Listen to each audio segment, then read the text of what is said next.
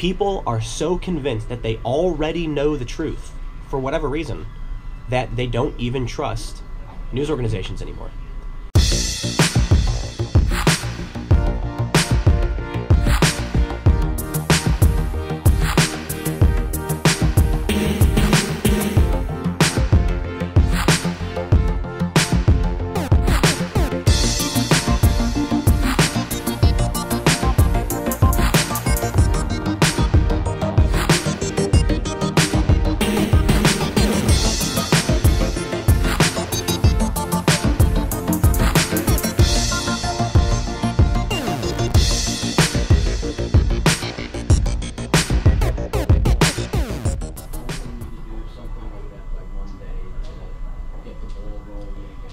It's cool, right?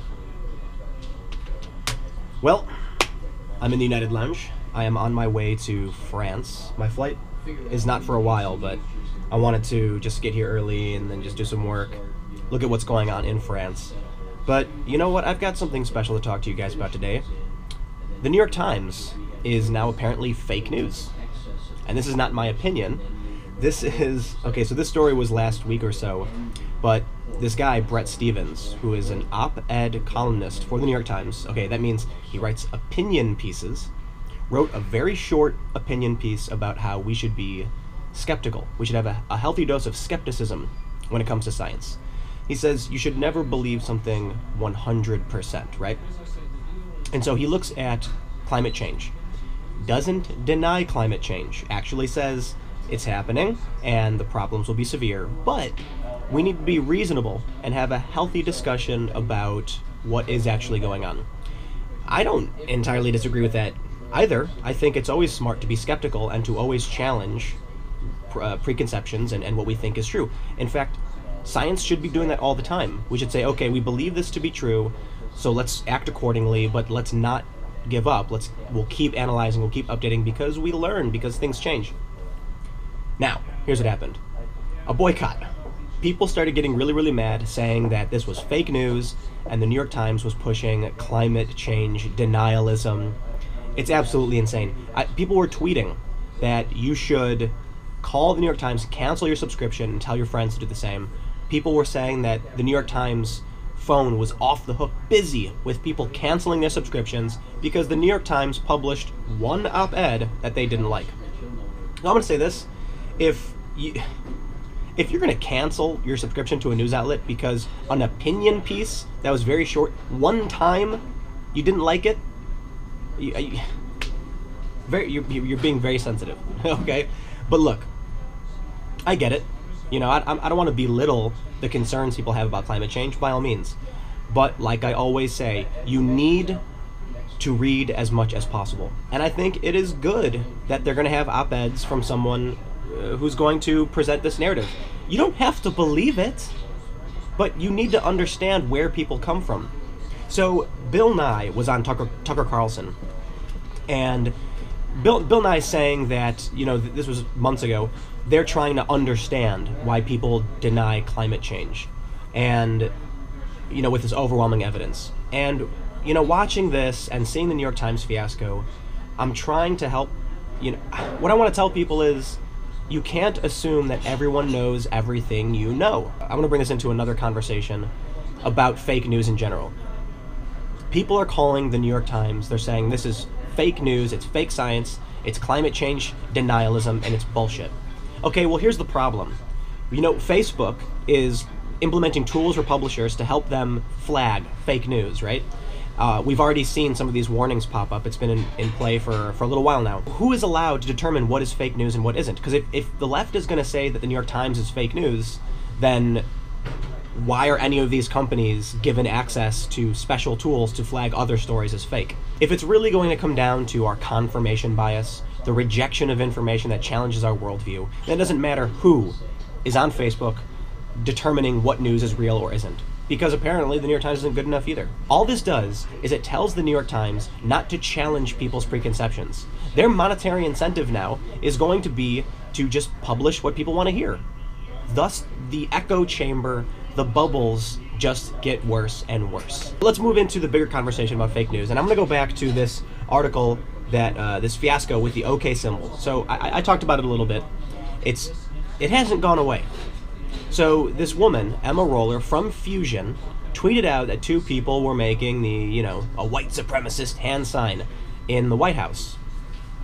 She linked to an article from the Anti-Defamation League that did not support her claim, and then she shared a photo which literally came from 4chan. She was wrong. She fell for a hoax. She was corrected.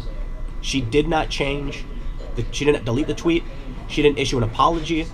The Independent, which ran this article, citing them as a source and saying the ADL classifies the OK symbol as a white supremacy symbol. On the 1st, this is days ago, the Anti-Defamation League actually put out an article saying this is not a symbol of hate, it was a hoax. They put that out a day before the Independent actually updated their article to change the photo. They didn't issue a correction or make a statement, they just changed the photo. So, a day after the ADL says not a hate symbol, the Independent still hasn't corrected the article. The Fusion editor has not issued an apology or deleted the tweet or said anything about it. This is the problem with fake news. If you're going to have the New York Times being challenged for being fake news by the left, and then we literally see the Independent and a Fusion reporter put out actual fake news and not correct it, we're doomed. Like, do you realize this is bad? These are two problems. Let me break this down. The first problem is that if people don't like what they hear, they'll call it fake news. The second problem is that people liked what Emma Roller said, but it was fake news. Okay, you see where I'm going with this? If someone puts out the truth, people aren't going to want to hear it. And if they lie, people love it. The lie is so much sweeter than what's actually happening. And this is our fake news problem. These have been two examples of what people have determined to be fake news from the left. And I've had numerous conversations with people about how fake news is only on the right and how the left doesn't do fake news. Total BS. Like we just saw, the Fusion reporter has not issued a statement or taken down the tweet. And it's got just about 7,000 retweets. The article from the Independent has over 45,000 shares. This is the problem we're facing. We're in a confirmation bias world.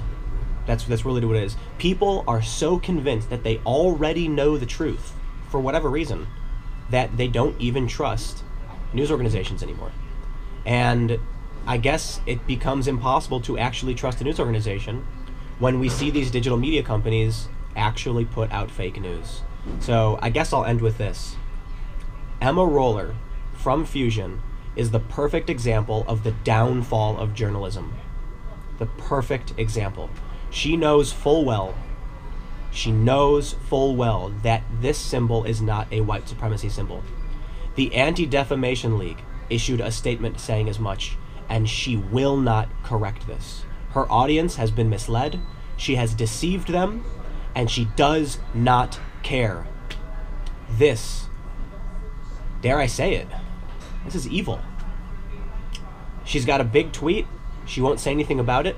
I wonder why. I can only make a few assumptions. Perhaps she likes the fact that she gained followers from the tweet. Soledad O'Brien retweeted her. She got a ton of attention. She doesn't want to be wrong. I don't know. She was wrong. And as long as people aren't willing to accept when they make mistakes, it's only going to get worse. She's got around 23,000 or so followers, and these people were deceived. And that makes me feel bad. And I lose a little bit of hope because of it. I just sit here staring at my Twitter feed thinking, like, how do we deal with this kind of absolute BS? I don't know. News organizations, they make mistakes. Journalists aren't perfect. Journalists don't know everything, and sometimes they write an article and they get things wrong. Pencil-savvy racers, we get it. But this is the perfect example of someone who knows full well that they were wrong, that was corrected by the ADL. They don't care. They don't care, and you have to imagine that this kind of thing happens more than just in just this instance. So, I'm going to get on a plane to France, and I'm going to go do some on-the-ground reporting about political issues that will have a huge impact on our world. If Marine Le Pen wins, we could see an end to the European Union. These are things that are important, and hopefully by being on the ground and talking to people, we'll get some real news. So thank you all so much for watching. Click the like button if you like these videos. Comment below. Let me know what you think. And as always, subscribe for more videos like this. New videos every single day, 6 p.m. Eastern Time. And Sundays at 8 p.m. I do a live show. So again, I love you all so much. Thank you for hanging out. I'll see you tomorrow.